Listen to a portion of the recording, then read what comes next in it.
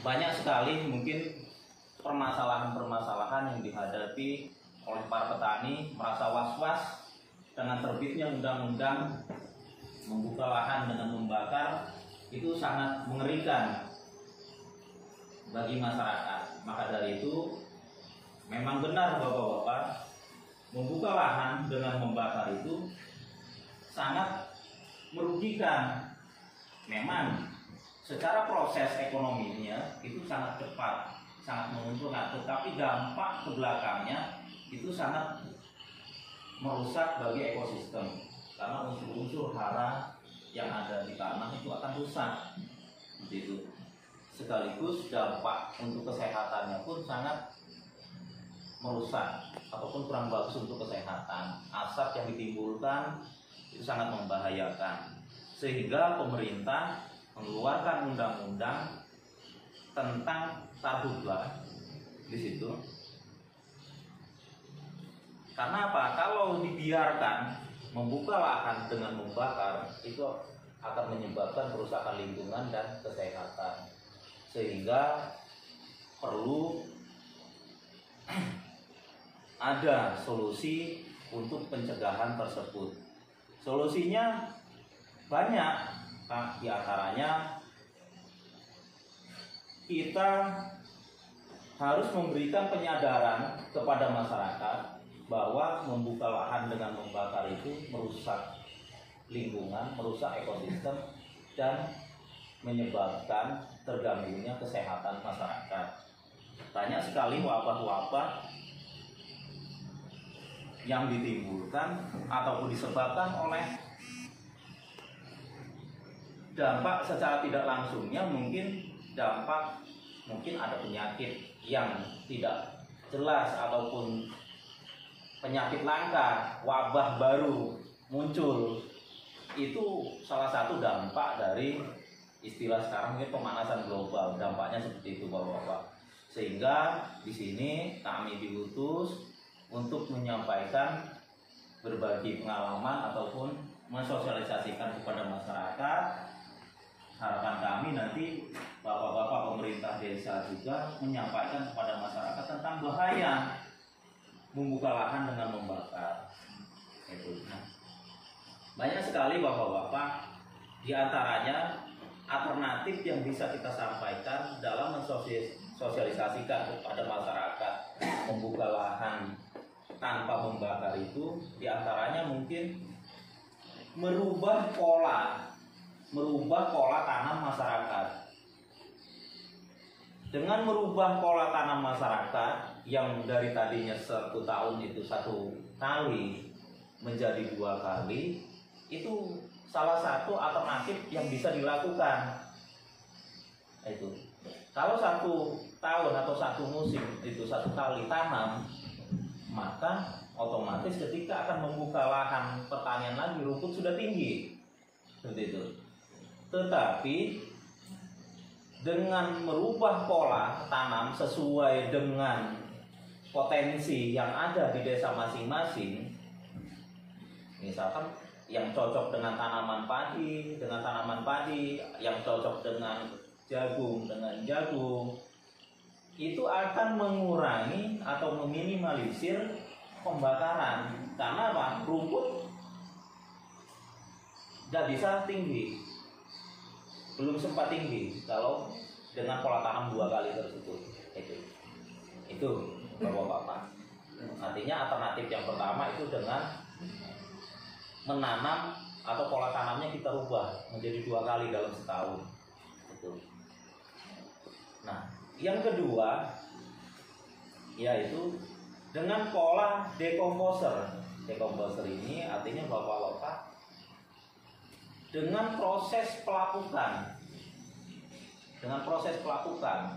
Banyak yang beredar di masyarakat, misalkan ada M4, ada lagi yang terbaru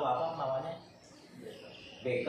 Itu artinya apa? Ketika memasuki, mungkin yang sebelumnya kita menanam itu menunggu bulan 7 atau bulan 8 baru turun ke sawah, dengan pola dekomposer, selain memperbaiki unsur tanah, ya, itu kita juga ekonomisnya yo lumayan Pak. Kenapa? Misalkan kita menyemprot, diusahakan bulan 6 kita sudah mulai membuka lahan. Otomatis ketika bulan 6 rumput itu masih belum terlalu tinggi. Sehingga ketika kita semprot, ketika sudah kering dilanjutkan dengan proses pelapukan ada yang menggunakan M4 ataupun BK. Ketika pas turun musim tanam itu bisa rumput itu tidak tinggi. Di sini ada Pak Wagimin, bisa berkolaborasi. Nanti Pak Sarimin sudah dibekali bagaimana cara memperbaiki unsur-unsur tanah, dilatih cara membuat kompos, pupuk organik. Disitulah Pak bisa diinikan. Kebetulan Pak Sarimin itu di bidang pertaniannya, itu Pak utusan desa Pak. Artinya mari nanti harapan saya tadinya ada keterwakilan dari Pak Gapoktan pada acara ini, cuma insya Allah mungkin lain waktu, karena kebetulan Pak Gapoktan itu ada acara di Timbul Jaya berkaitan dengan pertanian juga. Itu artinya apa? Sosialisasi ini harapan kami ada kesinambungannya, saling menyambung. Dari Gapoktan yang memiliki istilahnya itu adalah wadah dari para petani, mempunyai kewenangan atau mengatur kapan turun tanam atau pengarahan ini. Pak Wagimin atau Pak Sarimin itu kebetulan ada organisasi juga PWC, alat-alat lengkap dari PRG juga yang bidang pertanian Pak Sarimin ada, artinya berkolaborasi di situ. Harapan kami seperti itu. Nah, kita lanjut lagi. Di sini Bapak-Bapak,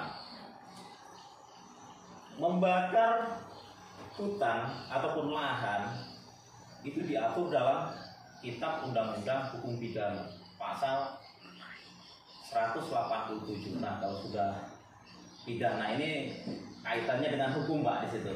Itulah yang menyebabkan para petani kadang-kadang belum apa-apa sudah minder di situ. Jadi terkadang petani was-was mau membakar takut, akhirnya tiap tahun, tiap mulai musim sawah itu saling tunggu. Ketika ada asap di sana, baru mulai membakar. Ada saling tunggu terus seperti itu di situ. Ya. Nah, di sini Bapak, tindakan sengaja menimbulkan kebakaran diatur dalam pasal ini dengan ancaman pidana sebagai berikut. Pada ayat 1, jika menimbulkan bahaya bagi orang lain, pidana penjara maksimal 12 tahun. Maksudnya Pak, ketika kita membakar, menjalar ke pekarangan atau mempersamakan orang lain, ini bisa masuk ranah pidana Pak, karena menimbulkan kerugian bagi orang lain. Itu kalau misalkan yang punya sawah itu tidak terima, melaporkan, nah Pak, gitu. Makanya kalau sudah masuk ke dalam proses peradilan, sengaja tidak sengaja, itu karena menimbulkan dampak kerugian, hanya mungkin perbedaannya nanti lebih ringan, lebih berat seperti itu kan. Itu. Kalau dia ada unsur sengaja, itu lebih berat.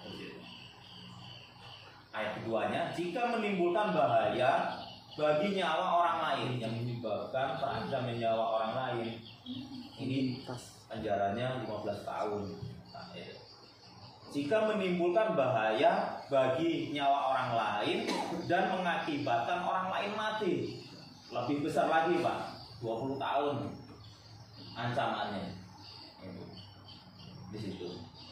Nah, makanya kita menyampaikan kepada masyarakat selaku BPD, selaku pemerintah desa, hal-hal yang demikian mari kita bersama-sama kita sampaikan supaya warga kita jangan sampai ada yang terjerat ke permasalahan seperti itu. Itulah tugas kita bersama. Karena apa?